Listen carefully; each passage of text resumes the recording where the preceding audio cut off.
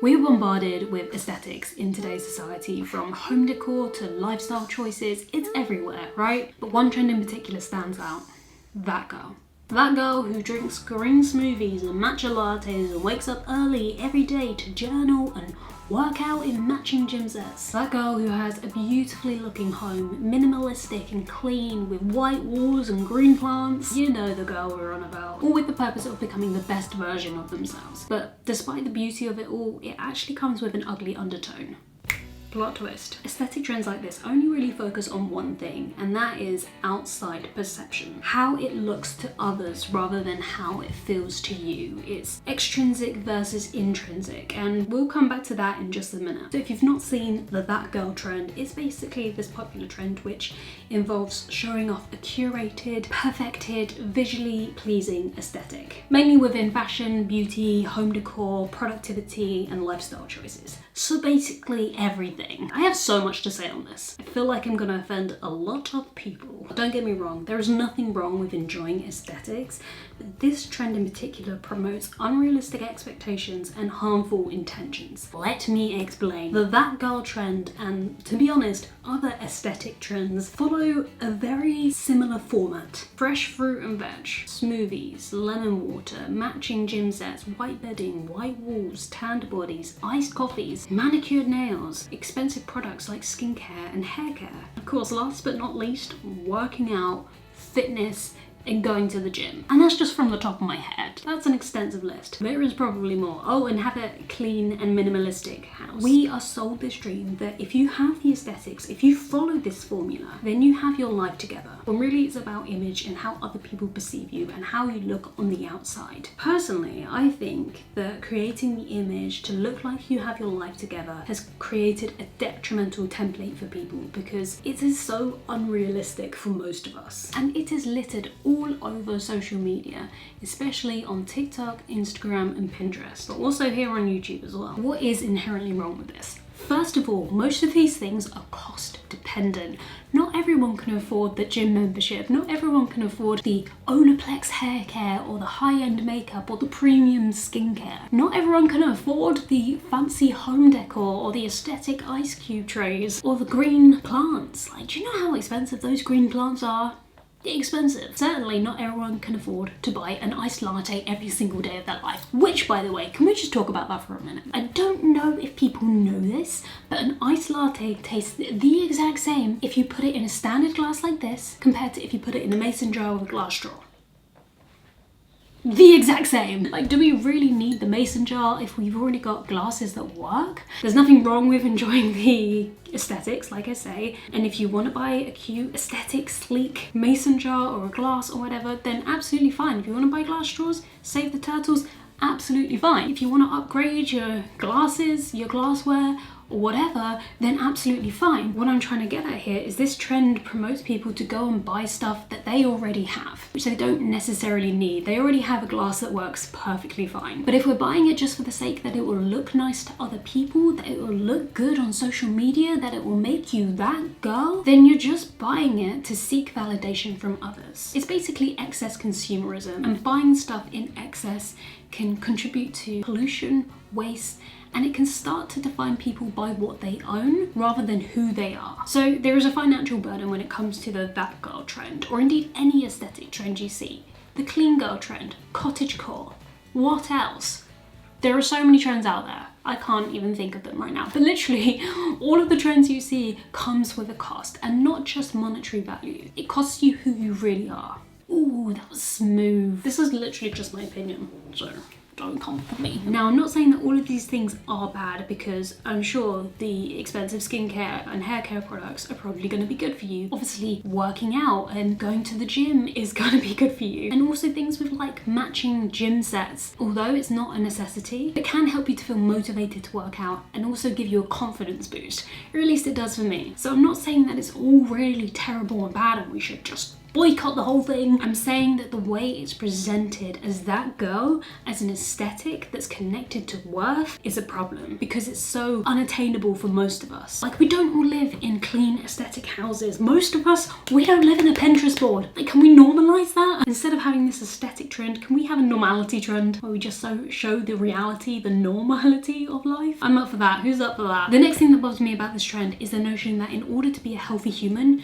you have to have the aesthetics. You need to have the green juice and this perfectly curated fruit and yogurt bowl. And again, yes, that is all healthy, but in moderation. I have avocados on sourdough bread every single morning. I know, so millennial of me. But do I do it because it's part of an aesthetic trend? No, I do it because of the healthiness, the goodness of the avocados, and it helps to regulate my blood sugar because of my reactive hypoglycemia. And I also have my avocado and sourdough bread on blue plates. Blue picnic plates that I think came from Wilko's for like 99p. But funny enough, that does not interfere one single tiny little bit with the healthiness of the avocados. Shush. Shush. Stop.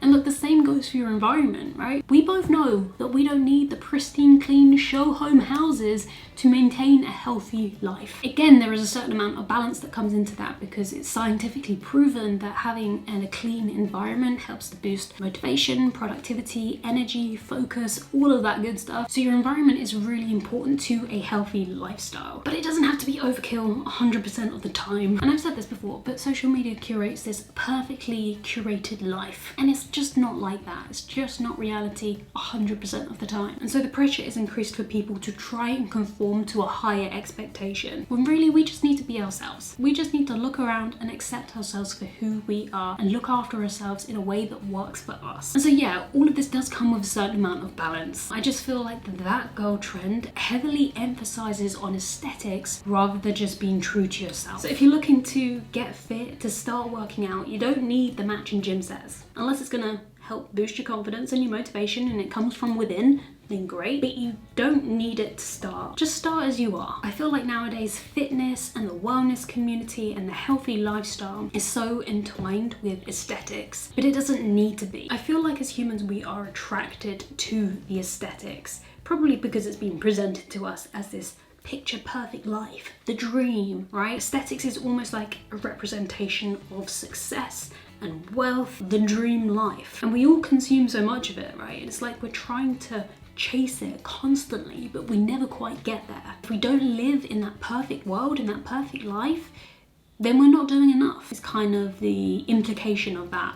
Whoa, that has just got very sunny. People feel like they have to meet certain requirements in order to feel fulfilled or fulfill a certain look. But what if it's enough already? And look, I'm not saying this as someone who has risen above the bullshit and could see the trend immediately for what it was. No, I got sucked in too. I tried to conform to the aesthetic. I made the green smoothie that literally tasted like arse.